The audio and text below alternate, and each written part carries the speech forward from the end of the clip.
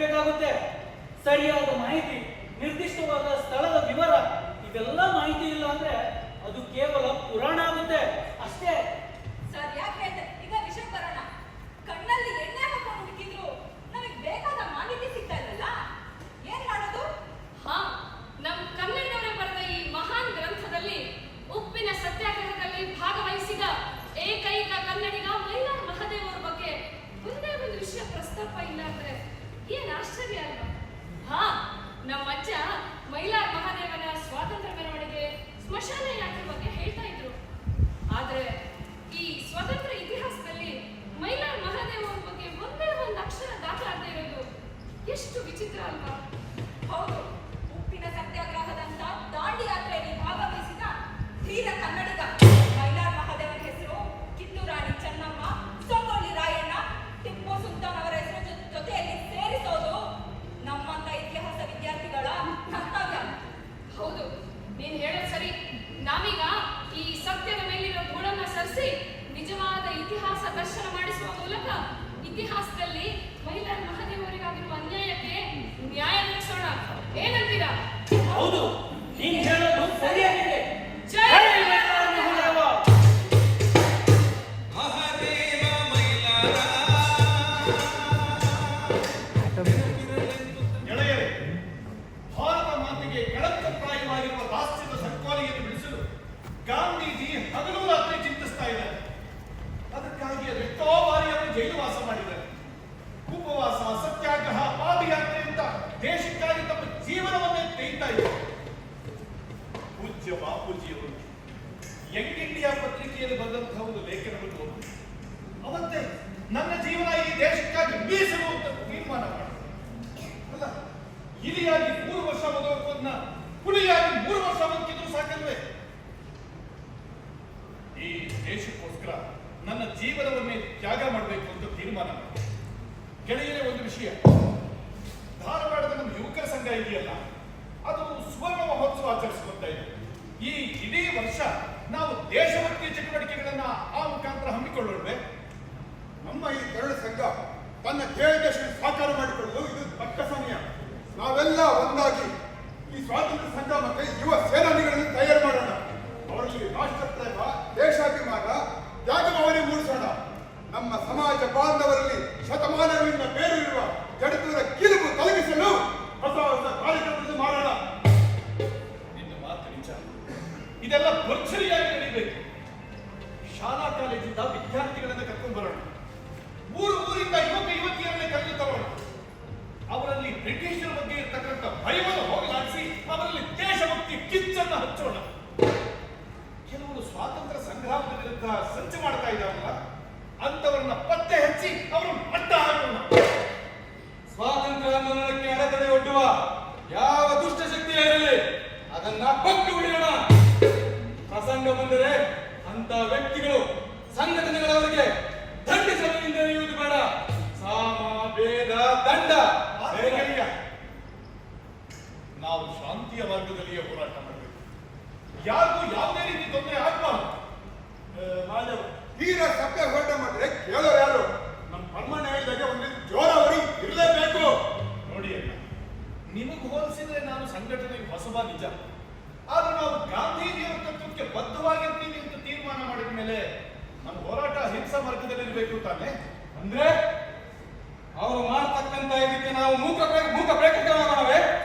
ಕೆಲ ಸಂಘಟನೆಗಳು ನಡೆಸ್ತಕ್ಕಂಥ ಒಳ ಸಂಚುಗಳು ನಮ್ಮ ಸಮಾಜದಲ್ಲಿ ದಾಸ್ಯದ ವಿಷ ಬೇರುಗಳನ್ನ ಆಳ ಕೀಳುವಂತೆ ಮಾಡುತ್ತಿವೆ.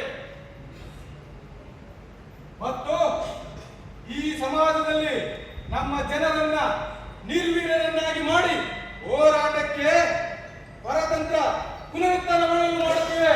ಅಲ್ಲದೆ ಹಾಗೆಂದು ಬೇಡ ವೆಂಕಣ್ಣ. ಗಾಂಧೀಜಿಯವರ ಹಿಂಸೆ ಎಂದು ಹೇಳಿತನ ಮತ್ತು ಹಿಂಸೆ ಇವೆರಡರ ಮಧ್ಯೆ ಆಯ್ಕೆ ಬಂದ್ರೆ ಹಿಂಸೆ ನನ್ನ ಆಯ್ಕೆ ಅಂತ ಗಾಂಧೀಜಿಯವರ ಹೇಳಿಲ್ವೆ. ಯಾರಿಗಾದ್ರೂ ನೋವು ಮಾಡೋದು ಒಳ್ಳೆತನ. ಸತ್ಯಾಗ್ರಹ ಮಾಡೋದಕ್ಕೆ, ಉಪವಾಸ ಮಾಡಕ್ಕೆ, ಪಾದಯಾತ್ರೆ ಮಾಡಕ್ಕೆ, ಕೊನೆಗೆ ದೇಶಕ್ಕಾಗಿ ಬಲಿದಾನ ಮಾಡೋದಕ್ಕೆ ಧೈರ್ಯ ಬೇಕಿದ್ರೆ ಯಾರನ್ನು ಕೊಲೆ ಮಾಡೋದು ಹೇಳಿತನ ಅಷ್ಟೇ. ಕೊಲಬೇಡ, ತುಸಿಯ ನುಡಿಯಲು ಬೇಡ. ಇದು ಬಸವಣ್ಣನವರ ವಚನ. ಈ ವಚನದ ಸಿದ್ಧಾಂತದ ಮೇಲೆಯೇ ನಮ್ಮ ಗಾಂಧೀಜಿಯವರ ಅಹಿಂಸೆ ಸತ್ಯಗಳ ಮಾರ್ಗ ಈ ನಿರ್ಮಾಣವಾಗಿದೆ ಅಂತ ಹೇಳಿ ಹರಳೆ ವೆಂಕಟಪ್ಪನವರು ಹೇಳ್ತಾ ಇರ್ಲಿಲ್ವೇ?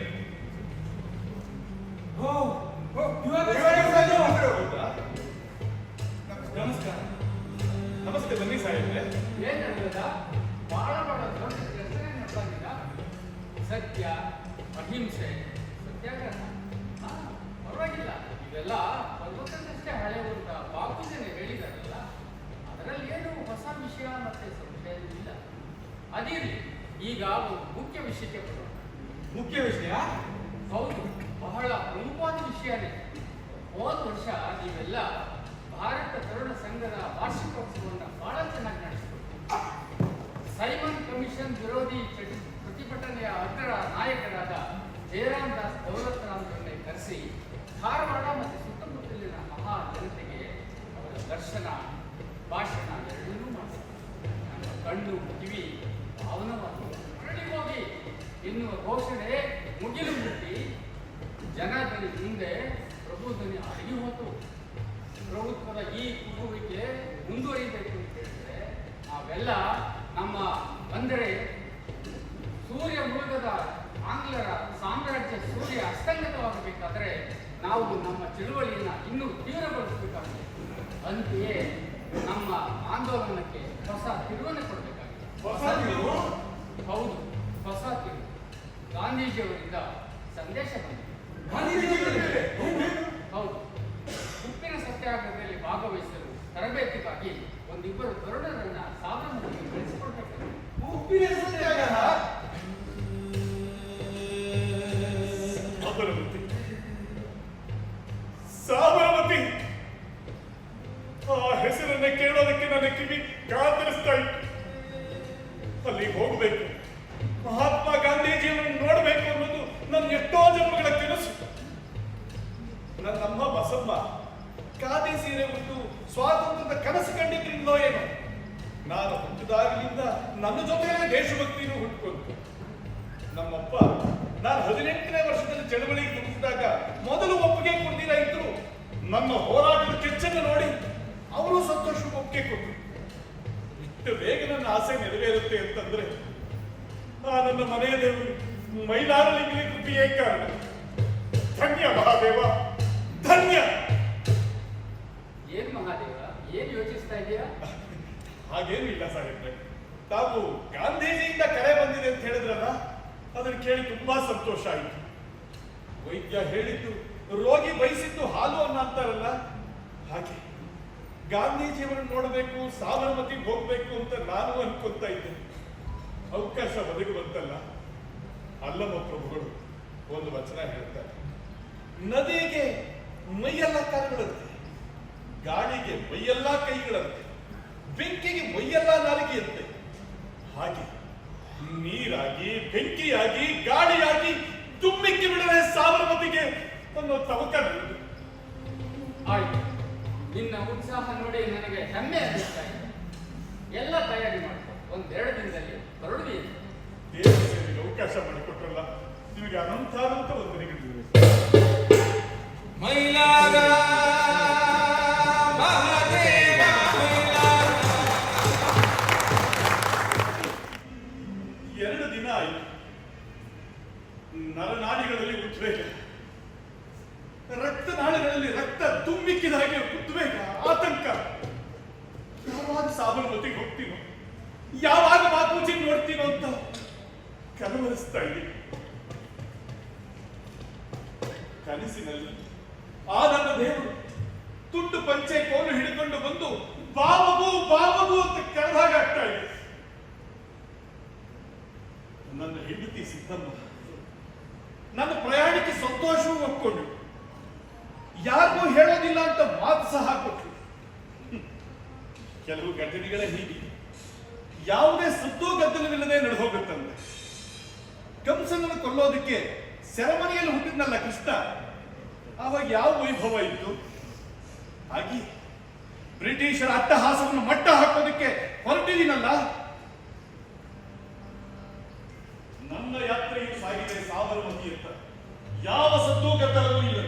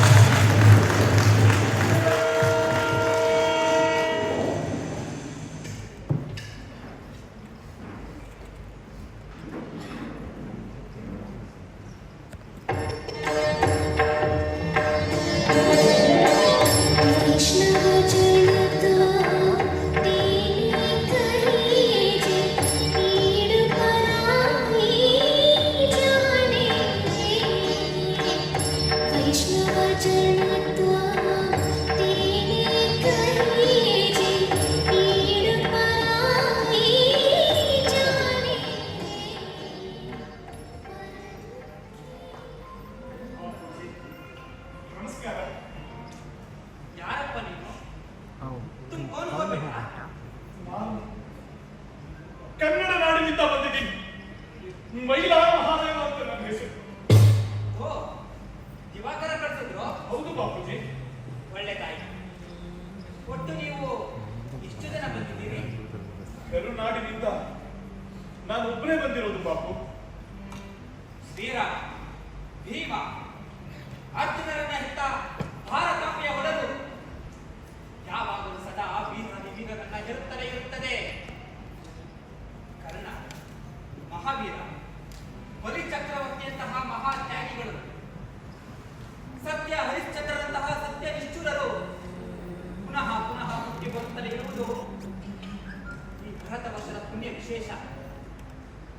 ಬೇಡ, ಆಶ್ರಮಕ್ಕೆ ನಿನಗೆ ಸ್ವಾಗತ. ಧನ್ಯವಾದ ಬಾಪು. ನೀನೇನೋ ಬಹಳ ಉರುಪಿನಿಂದ ಬಂದಿರುವೆ, ಆದರೆ ಆಶ್ರಮದ ನಿಯಮಾವಳಿಗಳು ಬಹಳ ಕಠಿಣವಾದವು. ಬೆಳಗ್ಗೆ ಬೇಗ ಏಳಬೇಕು, ಪ್ರಾರ್ಥನೆ ಮಾಡಬೇಕು, ಧ್ಯಾನ ಮಾಡಬೇಕು, ಯೋಗ ಮಾಡಬೇಕು, ಮಿತವಾದ ಆಹಾರ ಸೇವನೆ, ಹರಿಜನರ ಸೇವೆ, ಪಾದಯಾತ್ರೆ ಇತ್ಯಾದಿ ಇತ್ಯಾದಿ.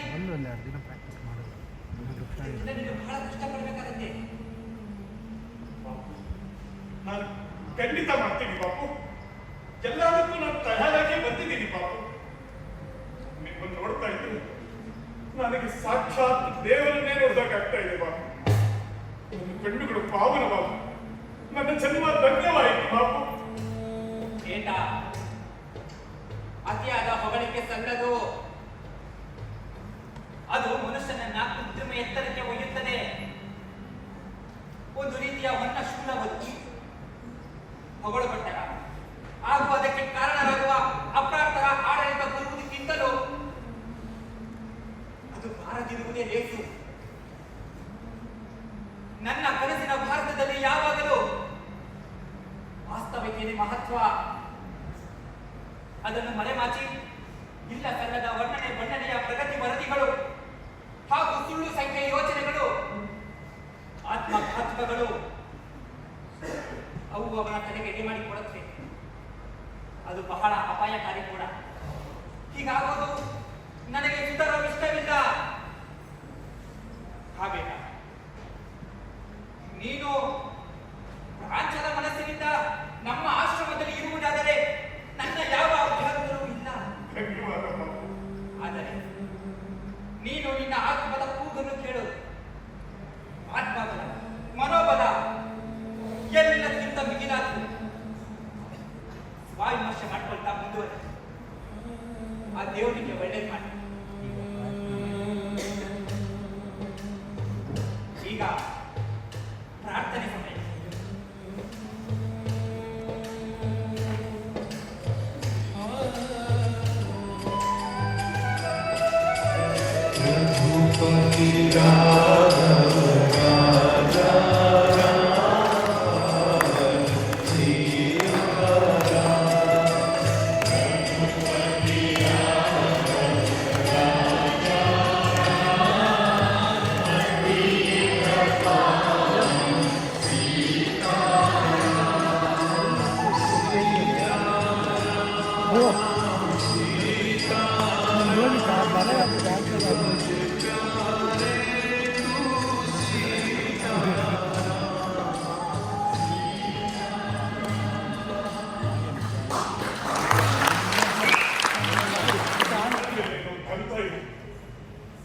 ಈ ಆಶ್ರಮದ ಮಣ್ಣಿನಲ್ಲೇನು ಪರಿಮಳವಿದೆ.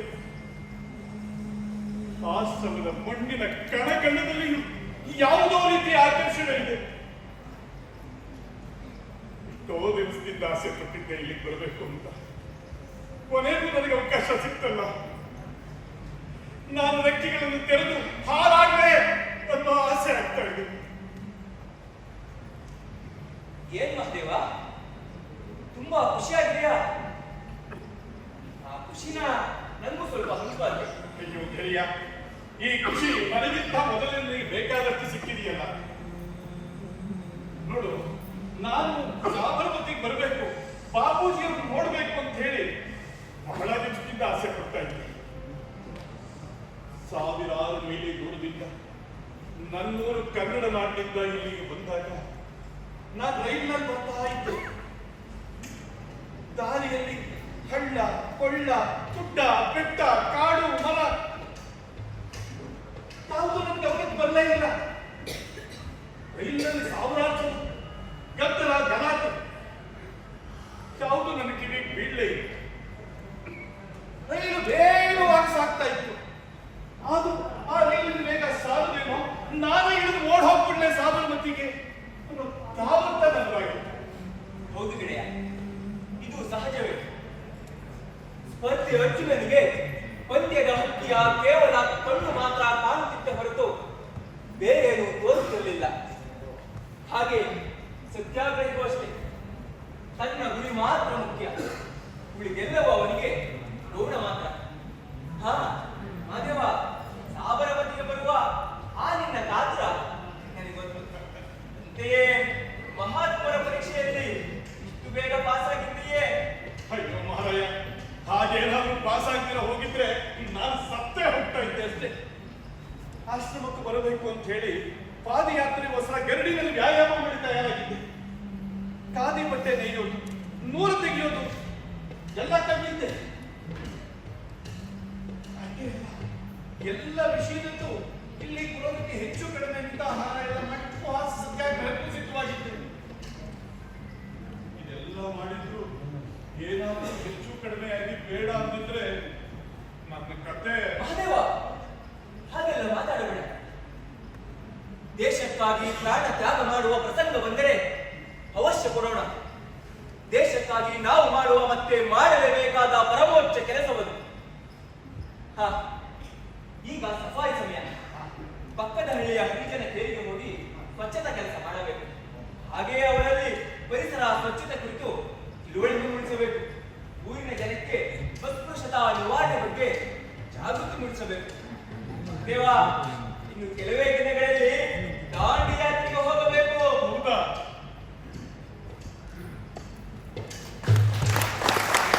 ಜಾತ್ರೆ ಹುಚ್ಚೆದ್ದು ಕುಣಿದು ಜನಜಾತ್ರೆ, ಉಪ್ಪಿನ ತೆರಿಗೆಯನ್ನು ಒಪ್ಪಲಾರೆವು ನಾವು, ಕಪ್ಪ ಕಾಣಿಕೆಯ ಯಾರಪ್ಪಗೂ ಕೊಡೆವು.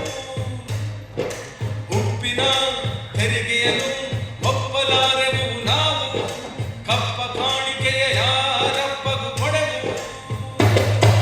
ಮಹಾದೇವ ಮೈಲಾರ ಮಹಾದೇವ, ನಾಡಿನ ಏಕಾಂಗಿ ವೀರ, ಹೆಸರು ಪಡೆದನು ಉಪ್ಪಿನ ಮೈಲಾರ, ಉಪ್ಪಿನ ಮೈಲಾರ, ಉಪ್ಪಿನ ಮೈಲಾರ, ಉಪ್ಪಿನ ಮೈಲಾರ.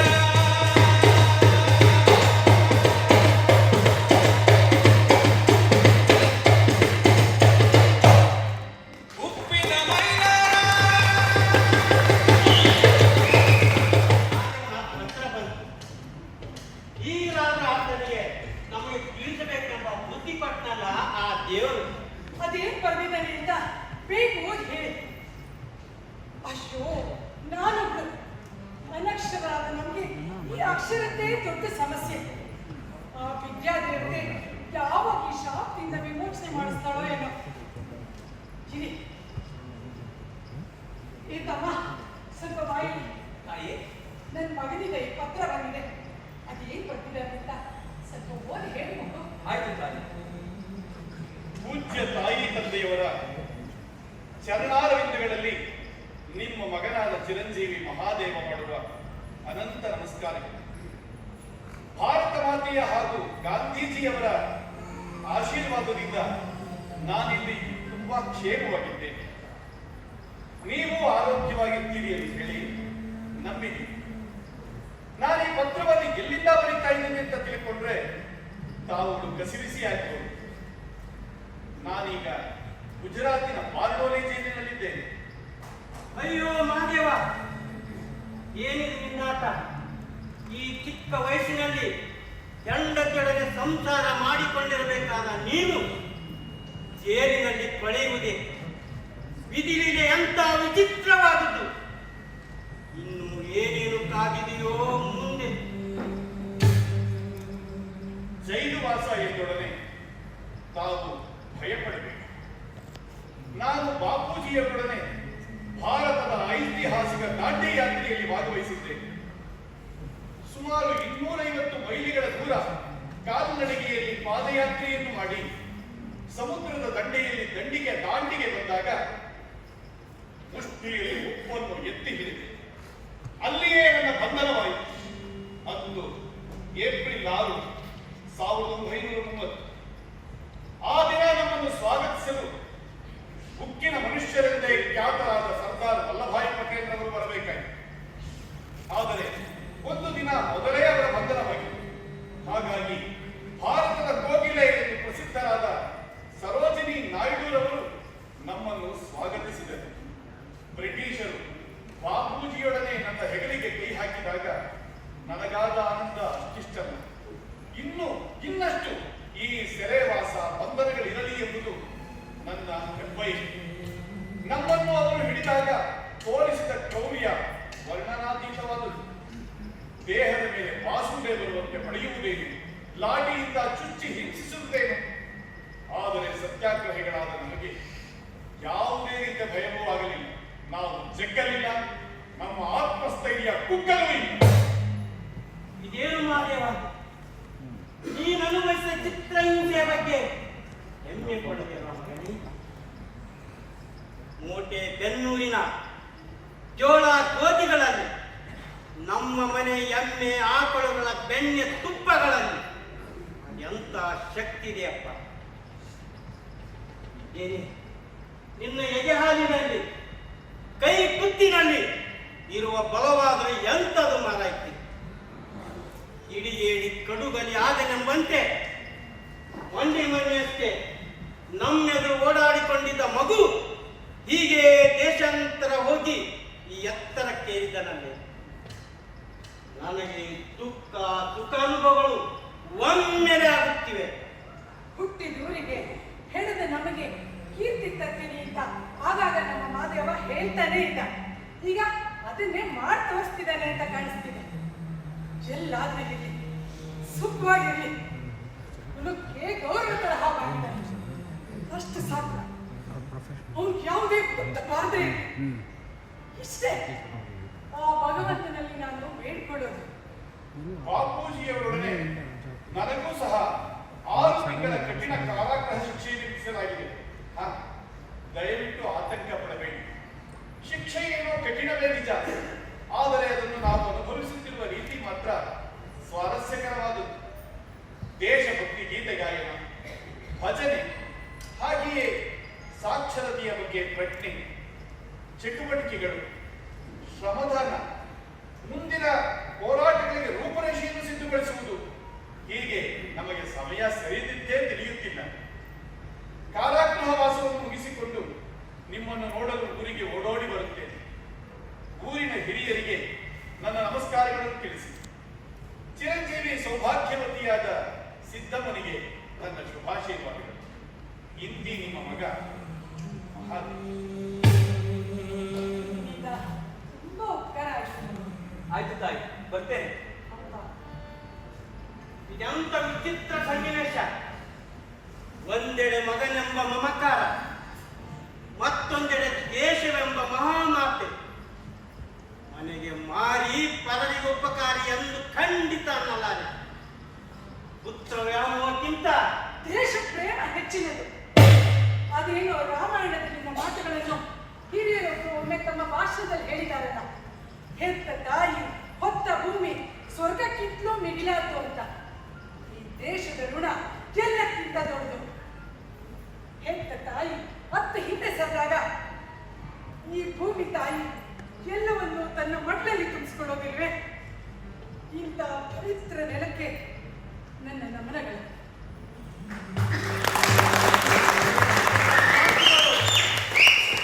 ಯೋಗಕ್ಕಾಗಿ ನೀ ಆಯ್ದುಕೊಂಡ ಹಾಡುಗಳು, ನೀ ಮುಟ್ಟಿರುವ ಖಾದಿ, ಇವೆಲ್ಲವುಗಳೇ ಮಹಾದೇವನನ್ನು ದೇಶ ಸೇವೆಗೆ ಪ್ರೇರಣೆ ಮಾಡಿದವು ಅನಿಸುತ್ತದೆ. ಹಾ, ಜೊತೆಗೆ ನಿಮ್ಮ ಕೆಚ್ಚು, ಸದ್ಗುಣ, ಶ್ರಮ ಸಂಸ್ಕೃತಿ ಇವೆಲ್ಲವೂ ನಮ್ಮ ಮಹಾದೇವನನ್ನ ಪುಟ ಚಿನ್ನವಾಗಿಸಿವೆ. ಒಟ್ಟಿನಲ್ಲಿ ನಮ್ಮಿಬ್ಬರ ದೇಹ ಮನಸ್ಸುಗಳನ್ನ ಆತ ಸಮನಾಗಿಯೇ ಹಂಚಿಕೊಂಡಿದ್ದಾನೆ. ಆಗಲಿ, ಈ ಪತ್ರ ವಿಷಯವನ್ನು ನಮ್ಮ ಊರಿನ ಹಿರಿಯರಿಗೆ ಮೊದಲು ತಿಳಿಸೋಣ. ಹೌದು ಹೌದು, ನೀವು ಹೇಳೋದು ನಿಜ.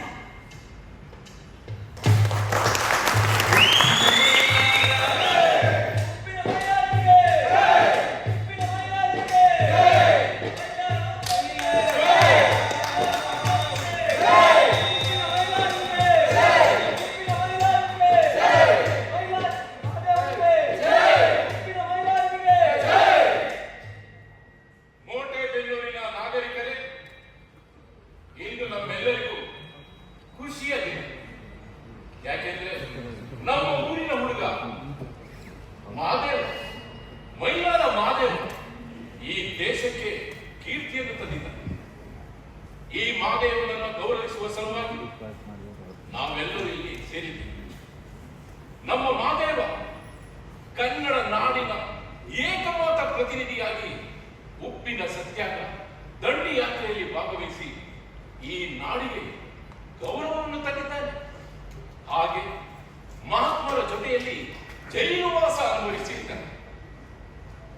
ಈ ನಮ್ಮ ಶೂರ, ಸ್ವತಂತ್ರ ಶೂರ ಮಹಾದೇವ ನಮ್ಮ ಊರಿನವನು ಎನ್ನುವುದು ನಮ್ಮೆಲ್ಲರಿಗೂ ಹೆಮ್ಮೆಯ ವಿಷಯ.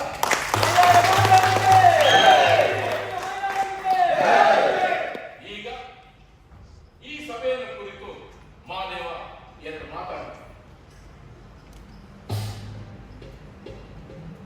ನನ್ನೂರಿನ ಅಣ್ಣ ತಮ್ಮಂದ್ರೆ, ಅಕ್ಕ ತಂಗಿಯರೇ ಹಾಗೂ ಸುತ್ತಮುತ್ತಲಿನಿಂದ ಬಂದಿರತಕ್ಕಂತಹ ಎಲ್ಲ ಬಂಧುಗಳೇ, ವೇದಿಕೆ ಮೇಲೆ ನಿಂತುಕೊಂಡಿರ್ತಕ್ಕಂತಹ ನನಗಿನ್ನ ಹಿರಿಯರಾದಂತಹ ಪಾಟೀಲರೇ, ನಿಮಗೆಲ್ಲರಿಗೂ ಈ ಮಹಾದೇವನ ಶಿರಸಾಷ್ಟಾಂಗ ನಮಸ್ಕಾರ.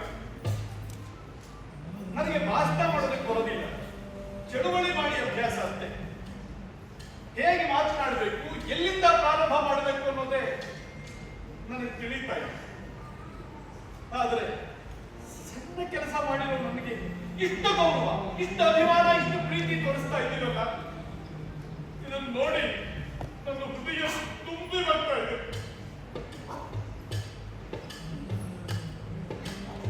ಮನುಷ್ಯನಾಗಿ ಹುಟ್ಟಿದ ಮೇಲೆ ಯಾವುದಾದ್ರೂ ಮಹತ್ವದ ಸಾಧನೆಯನ್ನು ಮಾಡಬೇಕು. ಸಾಧನೆಯಿಂದ ಬದುಕು ವ್ಯರ್ಥ ಆಗುತ್ತೆ. ಇಷ್ಟು ದಿವಸಕ್ಕಿಂತಲೂ ಈಗ ನಮ್ಮ ಅವಶ್ಯಕತೆ ಭಾರತ ದೇಶಕ್ಕಿದೆ. ಭಾರತ ಮಾತೆಯ ಆಂಧ್ರ ದಾಸ್ಯಕ್ಕೆ ಒಳಗಾಗಿದ್ದಾಳೆ. ಬನ್ನಿ ಮಕ್ಕಳೇ, ನಮ್ಮ ಸಂಕೋಲೆಗಳನ್ನು ಬಿಡಿಸಿ ಅಂತ ಭಾರತ ಮಾತೆ ಆಪ್ತರಾಗಿ ನಮ್ಮನ್ನು ಕೇಳಿಕೊಳ್ತಾ ಇದ್ದಾಳೆ.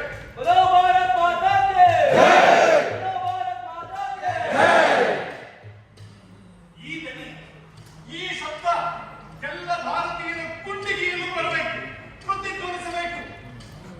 ಈ ದೇಶಕ್ಕಾಗಿ ನಮ್ಮ ಕನ್ನಡ ನಾಡಿನವರೇ ಆದಂತಹ ಕಿತ್ತೂರು ರಾಣಿ ಚೆನ್ನಮ್ಮ, ಸಂಗೊಳ್ಳಿ ರಾಯಣ್ಣ, ಬೆಳವಡಿ ಮಲ್ಲಮ್ಮ, ರಾಣಿ ಅಬ್ಬಕ್ಕ ಮುಂತಾದ ಸ್ವಾತಂತ್ರ್ಯ ಹೋರಾಟಗಾರರು ತ್ಯಾಗವನ್ನು ಮಾಡಿದ್ದಾರೆ.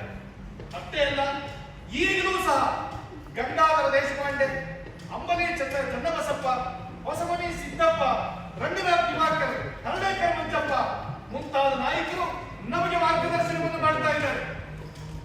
ನಾವು ಈ ದೇಶಕ್ಕೋಸ್ಕರ ಯಾವ ತ್ಯಾಗಕ್ಕಾದರೂ ಸಿದ್ಧವಾಗಿರಬೇಕು.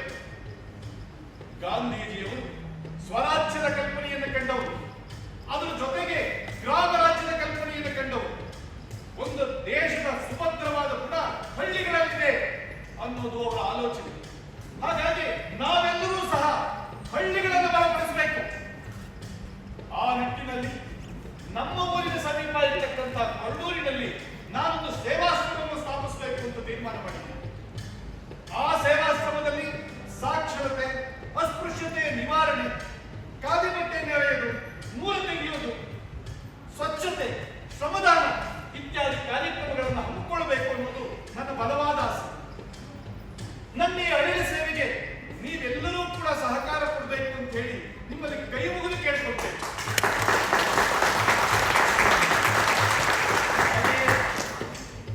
ನನ್ನನ್ನು ಗುರುತಿಸಿ ಇಲ್ಲಿ ಕರೆತಂದು ಅಭಿಮಾನದಿಂದ ಗೌರವಿಸಿ ಎರಡು ಮಾತಾಡಕ್ಕೆ ಅವಕಾಶ ಕೊಟ್ಟ ನಿಮಗೆಲ್ಲರಿಗೂ ಕೂಡ ನನ್ನ ಅನಂತ ನಮಸ್ಕಾರಗಳು. ಭಾರತ್ ಮಾತಾ ಕೀ ಜೈ! ಭಾರತ್ ಮಾತಾ ಕೀ ಜೈ! ಮಹಾತ್ಮ ಗಾಂಧೀಜಿಯವರಿಗೆ ವಂದೇ ಮಾತರಂ! ವಂದೇ ಮಾತರಂ!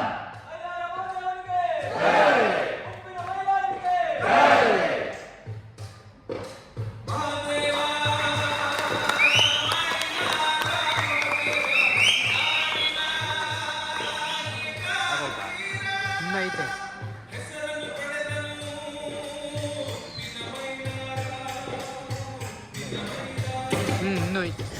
ತನ್ನ ವಯಸ್ಸಿಗೆ ಬರುವ ಮೊದಲೇ ದೇಶ ದೇಶ ಅಂತ ದೇಶಾಂತರ ಹೋದ. ಗಾಂಧಿ ಎಂದ, ಜೈಲಿಗೆ ಸೇರಿದ. ಊರ್ ಮತ್ತ, ಹೆಂಡತಿನೂ ಮತ್ತ. ಅಮೃತದ ಸವಿ ಕಂಡವನಿಗೆ ನೀರು ಹಾಲು ಬೇಕು ಅಂತ ಅನಿಸೋದೇ ಇಲ್ಲ. ಬುದ್ಧ, ಬಸವ ತಮ್ಮ ರಾಜ್ಯ ಪದವಿ ಬಿಟ್ಟು ಹೋದರು. ಮಹಾವೀರ ತನ್ನ ಸರ್ವಸ್ವ ತ್ಯಾಗ ಮಾಡಿದ. ಇನ್ನು ನೆಹರು ತಮ್ಮ ಭಾರೀ ಶ್ರೀಮಂತಿಕೆ ಬಿಟ್ಟು ಗಾಂಧಿ ಬೆನ್ ಹತ್ತಿದರು. ಹೀಗೆ ಒಬ್ಬೊಬ್ಬರಿಗೆ ಒಂದೊಂದು ಹುಚ್ಚು. ಆಗ ದೇಶದ ಹುಚ್ಚು, ಸ್ವಾತಂತ್ರ್ಯ ಹೋರಾಟದ ಹುಚ್ಚು. ಹಿಂದೆ ಗುರುವಾಗಿ ಮಹಾತ್ಮ ಗಾಂಧೀಜಿ ಇದ್ದರು, ಮುಂದೆ ಗುರಿಯಾಗಿ ದೇಶ ಸೇವೆ ಇತ್ತು. ಸಾಬರಮತಿಯಿಂದ ಹಿಂತಿರುಗಿದ ಮಹಾದೇವ ತಾ ಹೇಳ್ದಂಗೆ ಮಾಡಿದರು. ಹಾವೇರಿ ಹತ್ತಿರದ ಕೊರಡೂರಲ್ಲಿ 1937ರಲ್ಲಿ ಗ್ರಾಮಾಶ್ರಮ ತೆರೆದ. ಬಹಳ ಜನ ಬಂದು ಸೇರಿದ್ರು.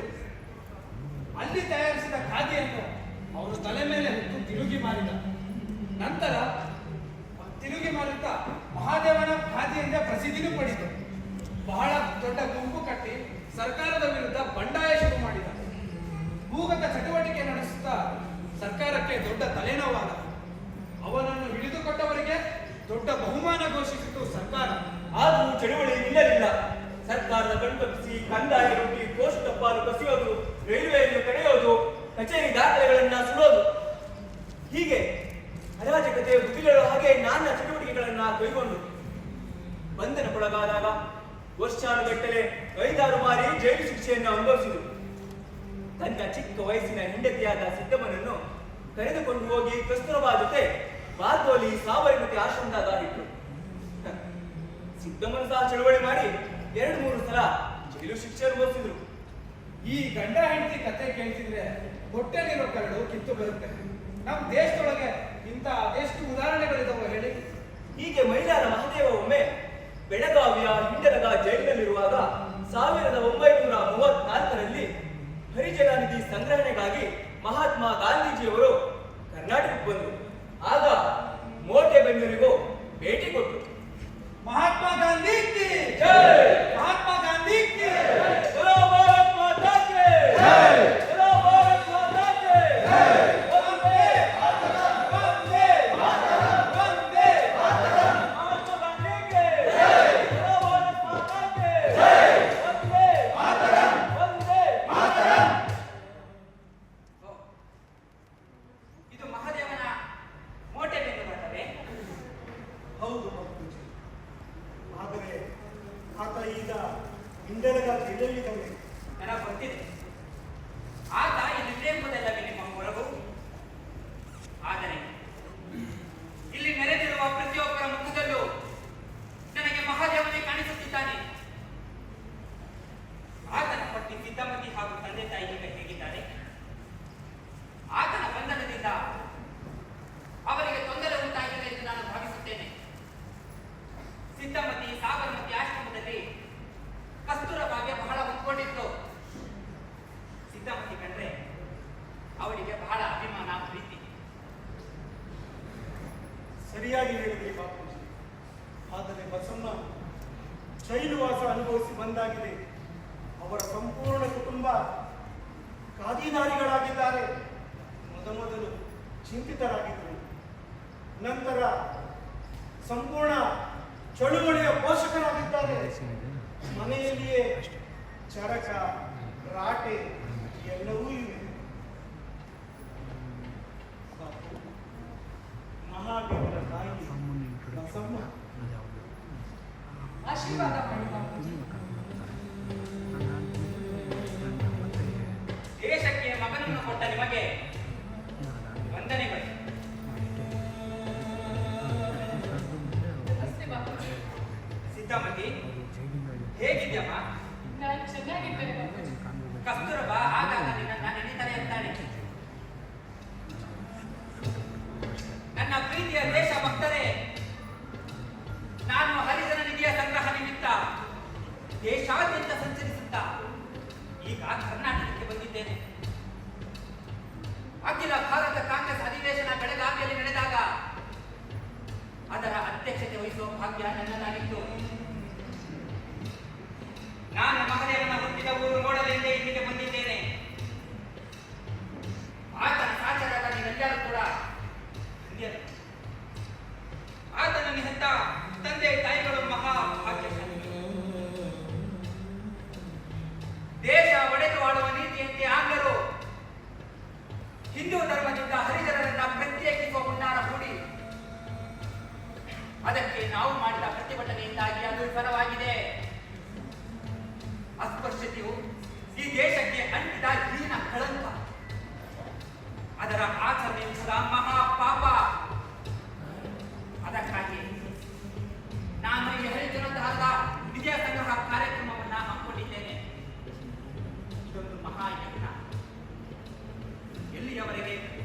ನಾವೆಲ್ಲ ಒಂದೇ ಎಂಬ ಭಾವನೆ ನಾವ್ಯಾರು ಕೂಡ ಬೆಳೆಸಿಕೊಳ್ಳುವುದಿಲ್ಲವೋ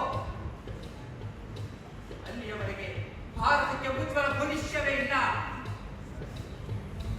ಬನ್ನಿ ಸ್ನೇಹಿತರೆ, ಬನ್ನಿ, ಈ ಕೈಂಕರ್ಯದಲ್ಲಿ ನೀವೆಲ್ಲರೂ ಕೂಡ ಭಾಗವಹಿಸಿ ನಮ್ಮ ಜೊತೆಗೂಡಿ.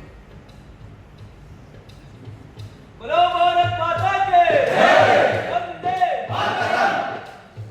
ಸಹೋದರ ಸಹೋದರಿಯರೇ, ಪೂಜ್ಯ ಬಾಪು ಹೇಳಿದ ಹಾಗೆ ಕೋಟೆಬೈಲು ಮಹಾದೇವನ ಬೆನ್ನೂರ ಸೈ.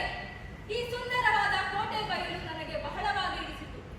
ಅದರಂತೆ ಮಹಾದೇವನ ದೇಶ ಪ್ರೇಮ ನಿಮ್ಮೆಲ್ಲರಲ್ಲೂ ಉಕ್ಕಿ ಹರಿಯುತ್ತಿರುವುದು ಸ್ಪಷ್ಟವಾಗಿ ಗುರುತಿಸಬಹುದಾಗಿದೆ.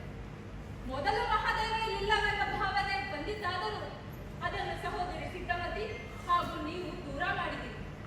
ಮಾತಾ ಕಸ್ತೂರಿಬಾ ಅವರ ಪ್ರೀತಿಯ ಕುವರಿಯಾಗಿದ್ದ ಸಿದ್ಧಮತಿಯನ್ನು ಪುನಃ ನಾವು ಅಲ್ಲಿಗೆ ಕರೆದೊಯ್ಯುತ್ತೇವೆ. ಮಾರ್ಗ ಮಧ್ಯದಲ್ಲಿ ಬೆಳಗಾಗಿ ಹಿನ್ನಲದ ಜೈಲಿನಲ್ಲಿರುವ ಮಹಾದೇವನನ್ನು ಗಾಂಧೀಜಿ ಹಾಗೂ ನಾವು ಭೇಟಿ ಮಾಡುತ್ತೇವೆ. ಈಗ ಹೊರಡಲು ಅನುವು ಮಾಡಿಕೊಳ್ಳಿ. ಧನ್ಯವಾದಗಳು.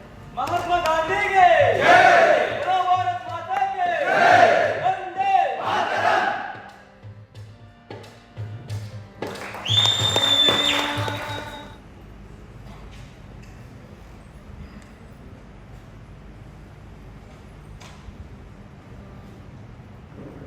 ಸಿದ್ದು, ಚೆನ್ನಾಗಿದೆಯಾ ಸಿದ್ದು?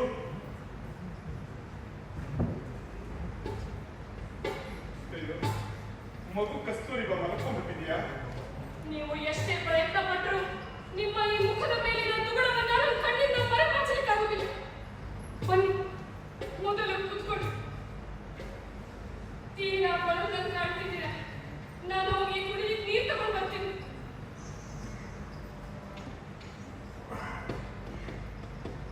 ನೀರು ತಗೊಳ್ಳಿ.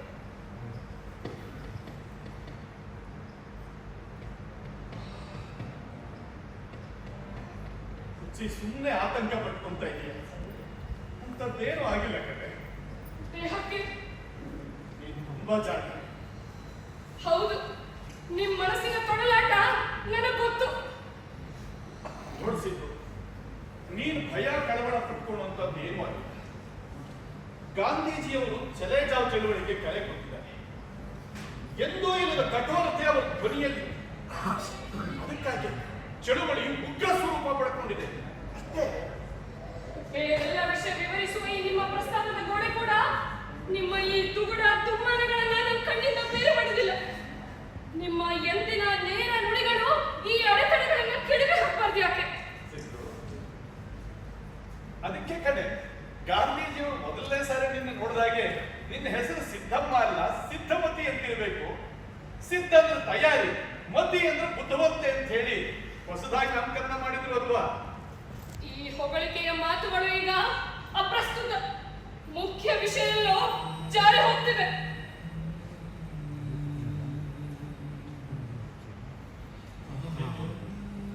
ನಾನು ಇನ್ನಾಗಿರುವ ಕಾಲ ಭೂಗತನಾಗಿಯೇ ಇರಬೇಕಾಗಿದೆ.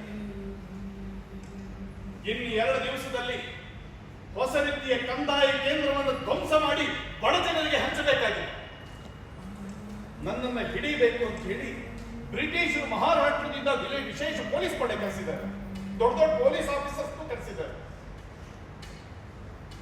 ಅಷ್ಟೇ ಅಲ್ಲ, ಹಾವೇರಿ ತಾಲೂಕು ಕಚೇರಿ ಇದೆಯಲ್ಲ ಅದನ್ನ ಪೊಲೀಸ್ ಠಾಣೆ ಮಾಡಿಕೊಂಡಿದ್ದಾರೆ.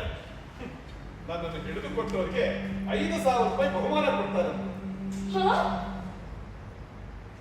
ಜೀವಂತ ಇಲ್ಲವೇ?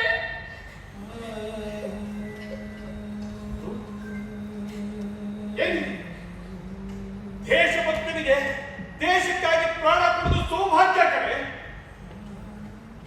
ಸತ್ಯಾಗ್ರಹಿಯಾದವನಿಗೆ ಈ ಭಯ ಆತಂಕ ಸಂದೇಹ ಇರಲೇಬಾರದು. ಆ ಶಬ್ದದ ಸಂಪೂರ್ಣ ಅರ್ಥ ನನಗೂ ತಿಳಿದಿದೆ. ಸಿದ್ದು, ನಾನು ಈ ಸ್ವಾತಂತ್ರ್ಯ ಸಂಗ್ರಾಮದಲ್ಲಿ ಬಹಳ ದೂರ ಬಂದಿದ್ದೀನಿ. ಹೆಂಗಿಲಿಗೆ ಹೋಗೋ ಮಾತೇ ಇಲ್ಲ.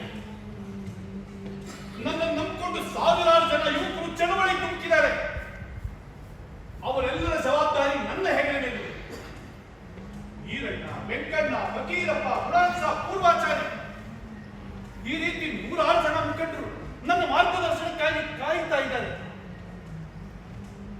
ಎಲ್ಲರನ್ನು ಕಳೆದುಕೊಂಡು ಚಕ್ರವ್ಯೂಹದ ಒಳಗಡೆ ಹೋಗಿದ್ದಾಗಿದೆ. ಭೇದಿಸಿ ಹೊರಗಡೆ ಬರೋದೊಂದೇ ಬಾಕಿ. ಮುಂದಿಟ್ಟ ಹೆಜ್ಜೆನ ಹಿಂದಿಡೆ ಎಂದು ನಾನೆಂದು ಹೇಳಿಲ್ಲವಲ್ಲ. ದೀಕ್ಷೆ ತೊಟ್ಟಾಗಿದೆ, ವ್ರತ ಹಿಡಿದಾಗಿದೆ. ಪಾಲಿಸದಿದ್ರೆ ಪಾಪ ಕೂಪಕ್ಕೆ. ಅಂಥವುದಕ್ಕೆ ನಾನೆಂದು ಎಡೆ ಮಾಡಿಕೊಡೋಳಲ್ಲ.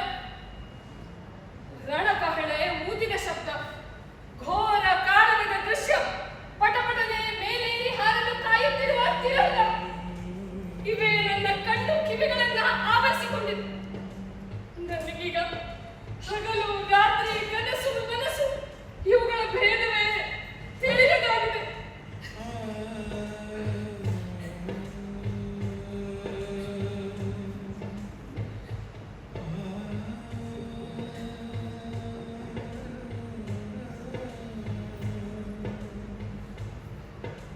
ನೋಡ್ಬೇಕು, ಬಾಯಿ ತುಂಬ ಮಾತಾಡ್ಬೇಕು ಅಂತ ಬಹಳ ದೂರದಿಂದ ಬಂದೆ ಕಡೆ. ಆದ್ರೆ ನಮ್ಮಿಬ್ಬರ ನಡುವೆ ಮಾತಿಗಿಂತ ಮೌನ ನಿಶ್ಶಬ್ದಗಳೇ ಜಾಸ್ತಿ ಆಗ್ತಾ ಇದೆ. ಏನಾದ್ರೂ ಕರ್ತವ್ಯದ ಕರೆ ನನ್ನ ಕರೀತಾ ಇದೆ. ನಾನು ಹೋಗಲೇಬೇಕು. ಅಪ್ಪಣೆ ಕೊಟ್ಟಿಯ?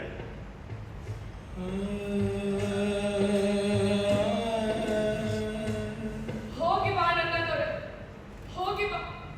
ಈ ಕರಾಳ ರಾತ್ರಿ ಒಳಗಿನ ಅಂಧಕಾರ ವೈರಿಗಳ ಕಣ್ಣಿಗೆ ನೀ ಕಾಣದಂತೆ ಮಾಡಲು. ಕಾಡೊಳಾಡುವ ಹುಲಿ ಸಿಂಹಗಳ ಕದನ ಕೆಚ್ಚು ನಿನ್ನ ಕುಂಡಿಗೆಯ ಸೇರಲು. ಸುತ್ತಿ ಸುಳಿವ ಗಾಳಿ ಮೇಲಾಕಾಶ ನಿನಗೆ ರಕ್ಷಾ ಕವಚಗಳಾಗಲಿ. ನಿಮ್ಮ ತಂಡಕ್ಕೆ ವಿಜಯಲಕ್ಷ್ಮಿ ಒಲಿದು ಬರಲು. ಹೋಗಿ ಬಾ ನನ್ನ ದೊರೆ, ಹೋಗಿ ಬಾ.